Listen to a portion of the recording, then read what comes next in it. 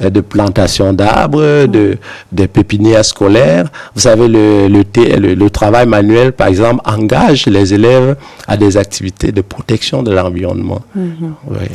En tout cas, félicitations à vous et à votre établissement. Comment est-ce que les élèves ont reçu cette distinction, la nouvelle? Avec beaucoup de joie, avec beaucoup d'excitation, parce qu'il faut dire que effectivement, l'établissement scolaire a reçu ce certificat, mais tous les élèves qui étaient engagés dans le club environnement ont reçu chacun une distinction, un certificat aussi, et même les encadreurs qui étaient impliqués, engagés dans le projet ont reçu des badges et des certificats. Donc, c'est avec beaucoup d'enthousiasme que les élèves ont reçu, et l'établissement aussi, dans son top management, n'a pas lésiné sur les moyens pour célébrer cette excellence. Un dernier mot avant de vous laisser partir à l'endroit de tous les autres établissements de Yaoundé, du Cameroun, en ce qui concerne la protection de l'environnement. Oui, s'il y a un dernier mot à dire, c'est d'encourager tous les élèves à s'engager dans les activités de protection de l'environnement, de gestion des déchets au quotidien, et même dans les maisons, de continuer à bien gérer les déchets pour que nous gardions notre environnement propre.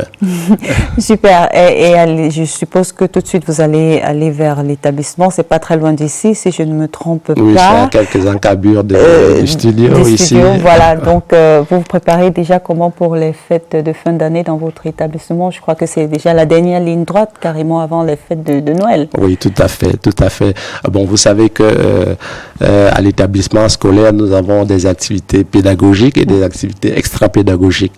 Donc, sur le plan pédagogique, on est en train de préparer déjà des bulletins de fin de trimestre, mais surtout les classes d'examen vont être engagées dans un examen blanc très bientôt. Nous sommes à 2 semaines.